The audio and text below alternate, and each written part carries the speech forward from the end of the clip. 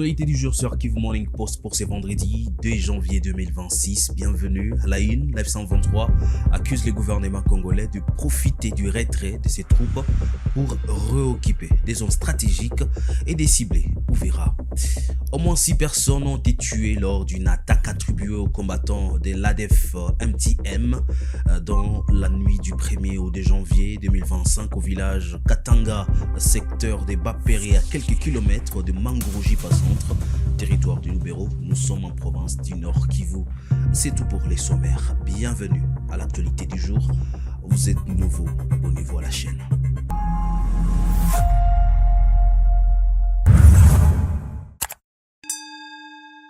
Commentons l'actualité du jour par cette information. L'F-123 accuse le gouvernement congolais de profiter du retrait de ses troupes pour réoccuper des zones stratégiques et lancer des offensives contre des villages densément peuplés. Les mouvements mettent en garde contre un risque de génocide et affirment se tenir aux côtés de victimes.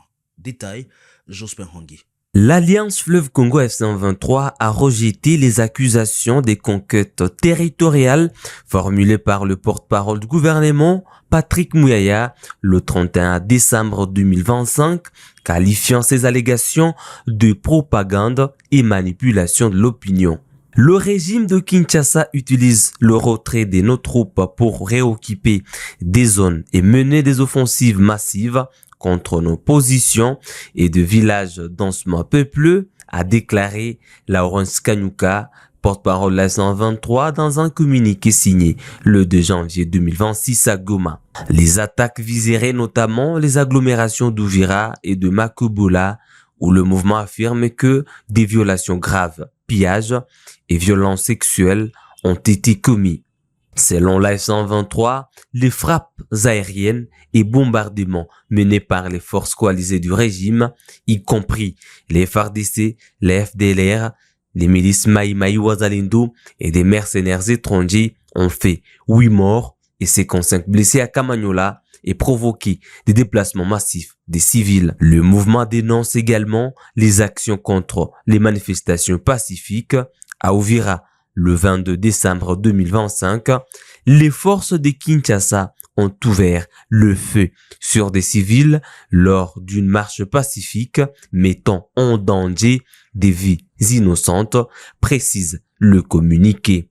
La 123 met en garde la communauté internationale contre un risque réel et imminent de génocide contre les Tutsis congolais et appelle à la vigilance face au discours de haine, à la stigmatisation et aux violations répétées du cessez-le-feu convenu à Doha. Le mouvement affirme que le régime de Kinshasa reste responsable des crimes de déplacement forcé et de l'effondrement sécuritaire à l'est de la RDC et se dit aux côtés des victimes pour défendre leur sécurité et leur dignité. Le gouvernement congolais a indiqué dans un communiqué que 500 000 personnes s'étaient déplacées suite au combat sur l'axe Kamanyola. Ces déclarations interviennent dans un contexte tendu en territoire d'Uvira. Les forces armées de la RDC et les miliciens Wazalendo avaient revendiqué avoir repris à Makobola 1 et 2. La population craint une escalade de combat dans la ville d'Uvira, tandis que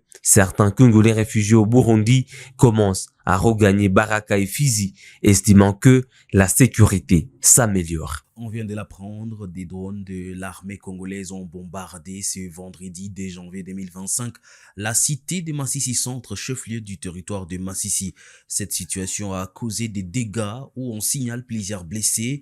L'F-123 accuse les FARDC de bombarder Massissi Centre avec des drones de combat en frappant aveuglement en plein milieu de la population civile, suivant ces témoignages locaux.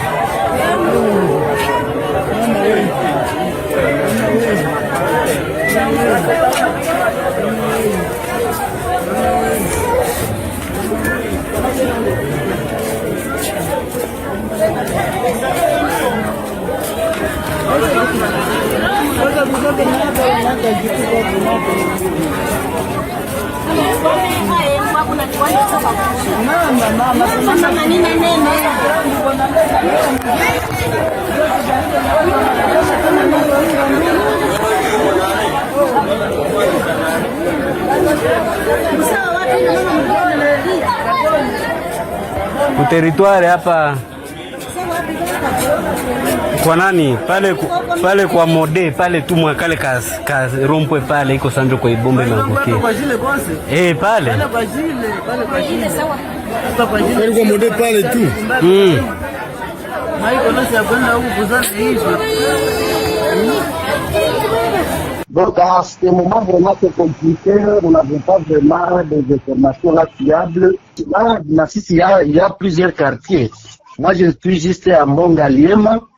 Alors, donc il y a des rumeurs seulement qui circulent. Bon, ils donnent, mais ça pique à publicité, c'est vrai qu'il y a des blessés. Mais après Afrique vraiment connu, on coupe tujione, benye baliumia ou c'était quoi. Juste que c'était ça. C'était calme, vraiment, il y a eu ambiance, les enfants chantaient, mais bon, à part ça, donc, leur client, donc c'est traumatisant, quoi, c'est traumatisant, on peut dire. Des affrontements ont repris ce 2 janvier 2026 à Katoy. Nous sommes dans les territoires de Massissi en province du Nord Kivu. Ces combats ont ravivé des tensions dans la zone. Vanessa Abanza nous en dit plus ça. Ces combats opposent les combattants de l'AFC M23 aux miliciens Wazalendo alliés à l'armée congolaise. Depuis les matins, des tirs d'armes lourdes et légères sont signalés à Kasséni dans les secteurs de Katoy, à plus de 100 km à l'ouest de la ville de Goma. La situation n'est pas bonne. Les combats opposent les M23 et les Wazalendo à Kasséni.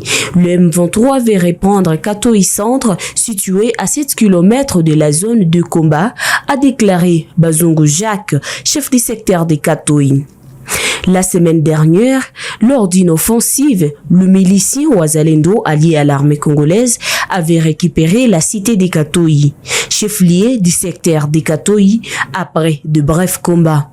Ces attaques de la coalition avaient provoqué un déplacement massif des habitants vers d'autres localités jugées plus sécurisées par le M23, notamment Kibabi et ses environs. Dans son message à la nation, le coordonnateur de l'AFC M23, Corneille Nangaa, a dénoncé le non-respect des cessez-le-feu par Kinshasa malgré les accords signés à Doha sous l'égide du Qatar. Des violents combats ont été signalés tôt ce vendredi 2 janvier 2026 au village Mumba, près de Mangungungudu, dont nous sommes dans les groupements de Bukombo en territoire de Rutshuru. Fiston Issemwami. Selon des sources locales, les combats opposent les éléments de la 123 Wazalendo Sam CFDP depuis 5 heures du matin. Des détonations d'armes lourdes et légères ont été entendues dans la zone. Mumba reste régulièrement le théâtre d'affrontements en raison de la présence persistante des Wazalendo alliés au FDLR. Il y a encore des affrontements à Mumba, près de Mudugudu. Déjà hier, d'autres combats avaient eu lieu. Ces échanges de tirs inquiètent fortement la population de villages voisins, témoigne un habitant. Une accalmie temporaire avait été observée jeudi 1er janvier dans le village de Sissa, Mudugudu, Buhambira et Kanyati, désormais sous le contrôle de la 123, malgré la persistance de certains Wazalendo Samse FDP. Ces affrontements s'ajoutent à ceux de la veille qui ont provoqué un déplacement massif des populations vers le village voisin. Au moins 6 personnes ont été tuées lors d'une attaque attribuée aux combattants de l'ADF MTM dans la nuit du 1er au 2 janvier 2025. Nous sommes au village Katanga, en secteur de Bapéré, à quelques kilomètres seulement de Mangourjipa centre, en territoire de Lubero, selon la cité civile de Bapéré. Dans cette partie du Nord Kivu, parmi les victimes figurent 2 militaires de FARDC, 4 civils, dont un réparateur de moto décédé d'une crise cardiaque figure parmi les victimes.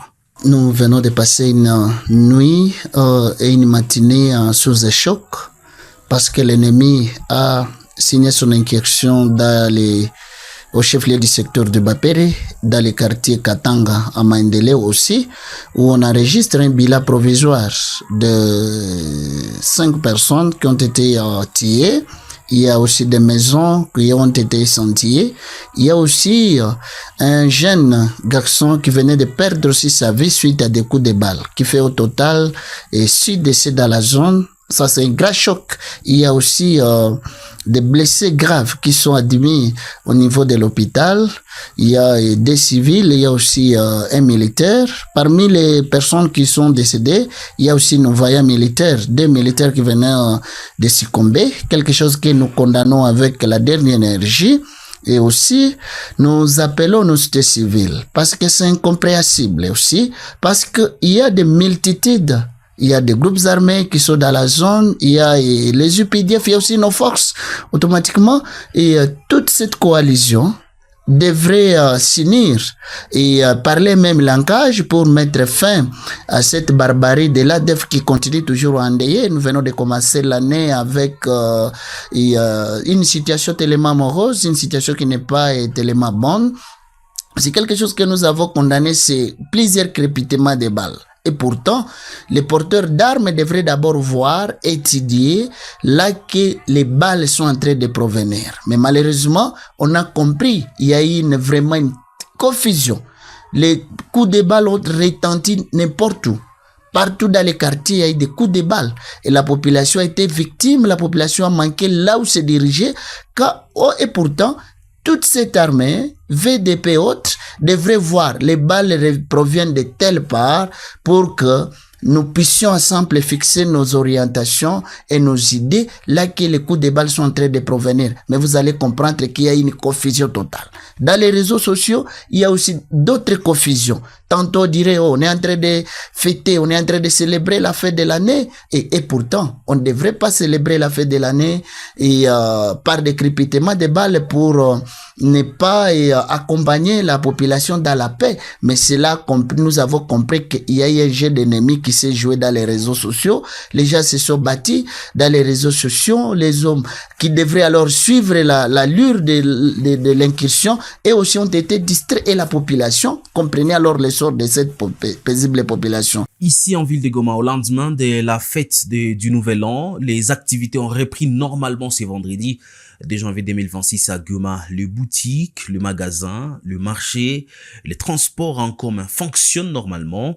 La population vaque librement ses occupations. Cette reprise intervient après l'appel au calme du maire lancé à la suite de la diffusion des tracts sur les réseaux sociaux annonçant une prétendue manifestation. Suivant l'image.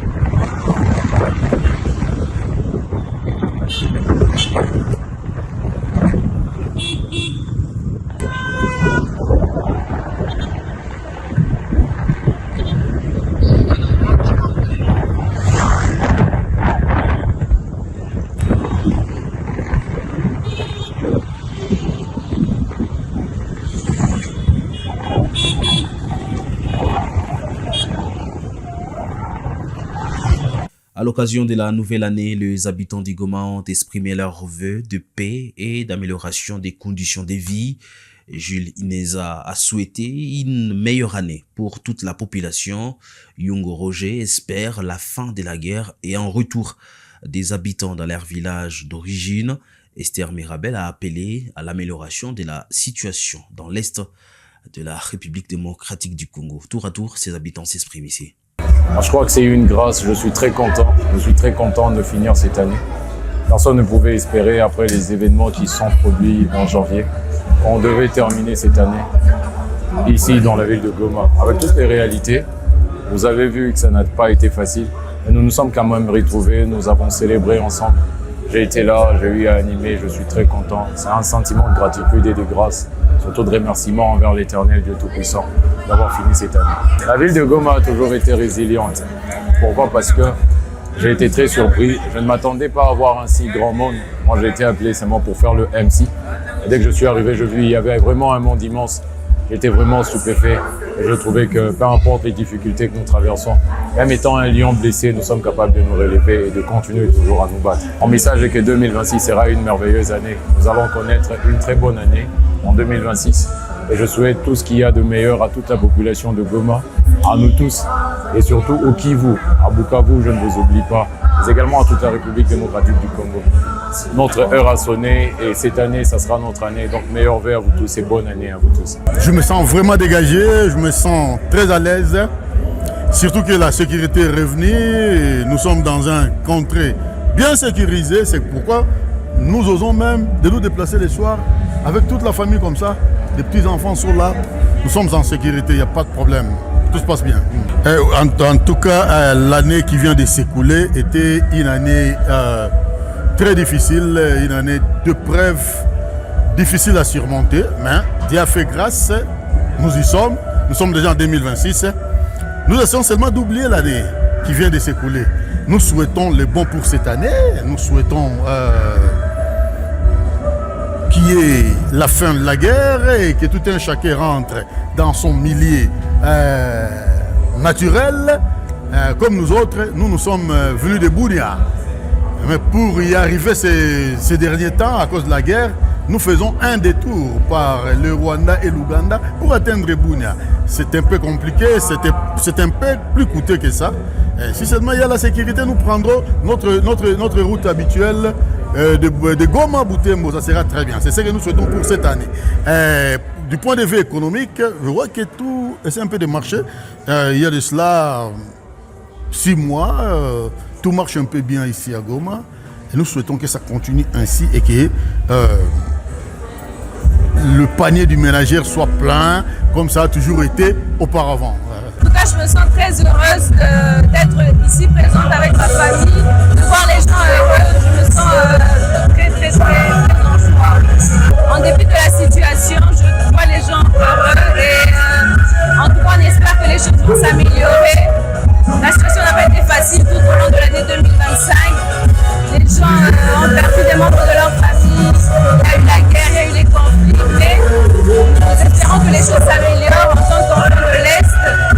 Je suis sûre que par la grâce de Dieu, tout ira bien.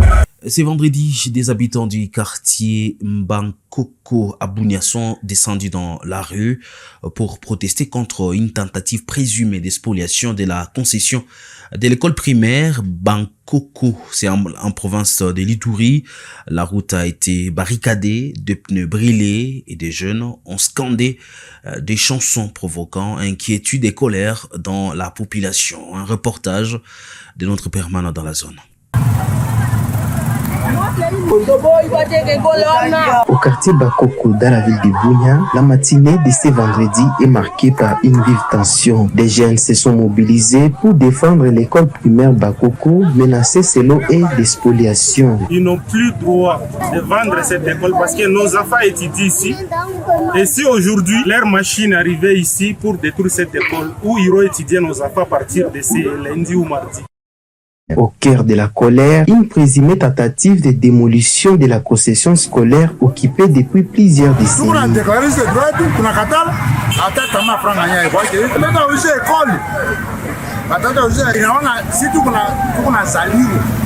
tunakomea hapo. Batata yetu, bababa yetu wanakomea hapo. Wanasoma kuile bora. Alertée, la population riveraine est descendue pour exprimer sa crainte de voir disparaître une école d'intérêt public.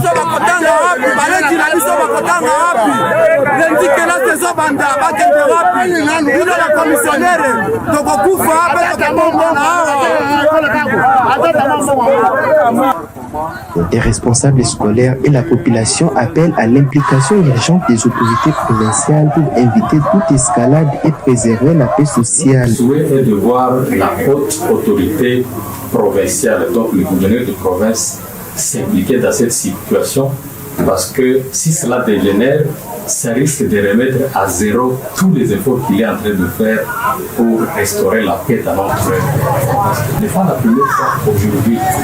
Il y a beaucoup de gens qui défilent sur ce terrain pour dire on leur a vendu, on leur a vendu, on leur a vendu plusieurs fois.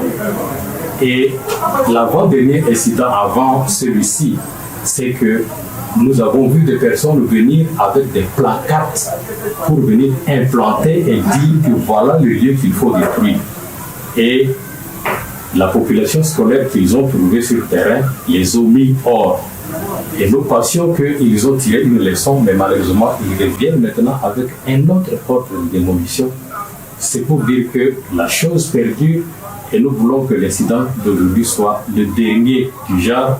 Et nous ne voudrions plus voir le pied de quelqu'un dans cette concession qui n'est pas concerné par le jugement que la dite famille dit avoir gagné.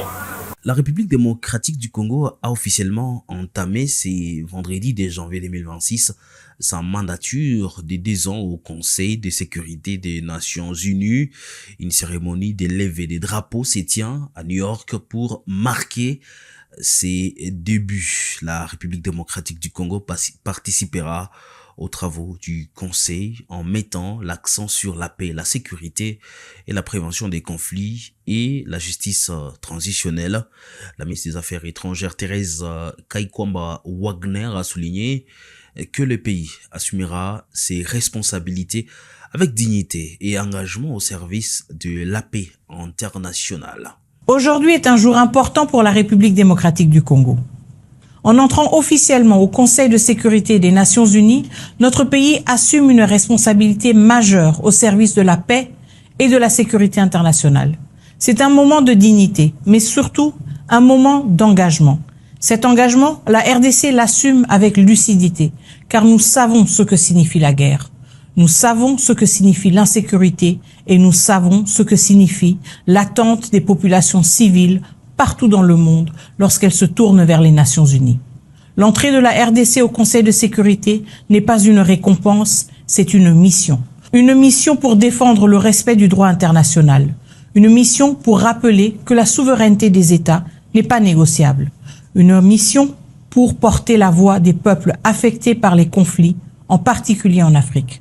La RDC arrive au Conseil de sécurité avec une parole fondée sur l'expérience, une parole de vérité, une parole de responsabilité et une parole tournée vers les solutions. Nous siégerons avec un esprit de dialogue, avec un sens élevé du multilatéralisme et avec la conviction que la paix durable ne peut être obtenue sans cohérence, sans responsabilité et sans respect des engagements pris.